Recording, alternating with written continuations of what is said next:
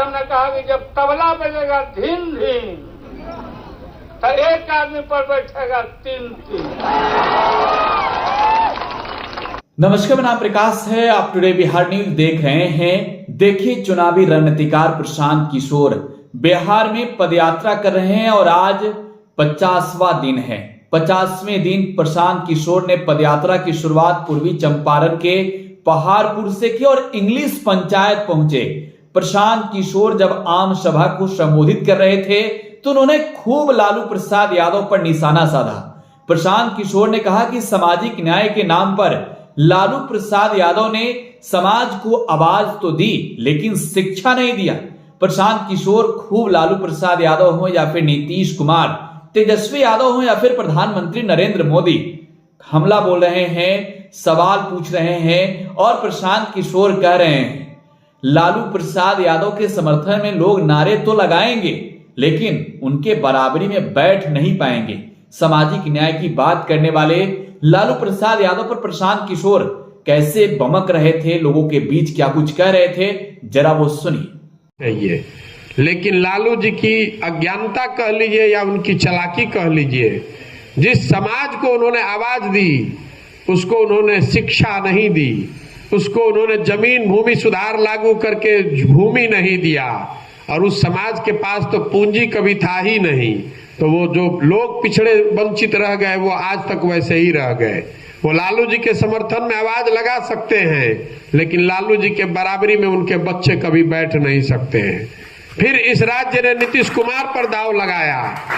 नीतीश कुमार भी 5-7 साल तक उन्होंने काम भी करके दिखाया, इसमें भी कोई मानने में दिक्कत नहीं है। 2005 के बाद इस राज्य में कुछ सुधार होता दिखा, लेकिन 2014 में लोकसभा के चुनाव में नीतीश कुमार चुनाव हारने के बाद उन्होंने भी इस बिहार को ये मान लिया कि भैया यहाँ विकास से कुछ होने वाला नहीं है, समीकरण बनाकर किसी तरह पद पर बने रहना ही उपाय है। फिर हम लोगों ने मोदी जी का भी दौर देखा। अभी एक सज्जन जो आपने पहले बताया कि आपके लिए मोदी जी के लिए बहुत आपके मन में सम्मान है, होना चाहिए, कोई दिक्कत नहीं है। मोदी जी के भी दौर को हम लोगों ने देखा। 14 में लोकसभा में मोदी जी भाजपा जीतने के बाद 15 में उन्होंने पूरी ताकत से बिहार में चुनाव लड़ा, लेकिन बिहार की जनता ने जब 15 में भाजपा को हरा दिया तो भाजपा ने भी बिहार को नीतीश और लालू के हवाले छोड़ दिया। उसका प्रमाण ये है कि 2020 में जब आपने बिहार की जनता ने भाजपा को सबसे बड़ा दल बना दिया था, 75 एमएलए दिया था, नीतीश कुमार मुख्यमंत्री नहीं बन रहे थे, तो भाजपा को किसने मोदी जी को रोका था कि आप मुख्यमंत्री बन जाते, बनवाते अपने दल का, बिहार को सुधारने का जिम्मा लेते। लेकिन भय इतना है यहाँ के सामाजिक समीकरण का कि मोदी जी और भाजपा ने भी बिहार को छोड़ दिया कि भैया नीतीश जी आप ही बनिए। इसलिए छोड़ दिया कि कहीं 25-30 एमपी जो जीत कर जा रहा है दिल्ली, उसमें कहीं कोई खतरा ना हो जाए।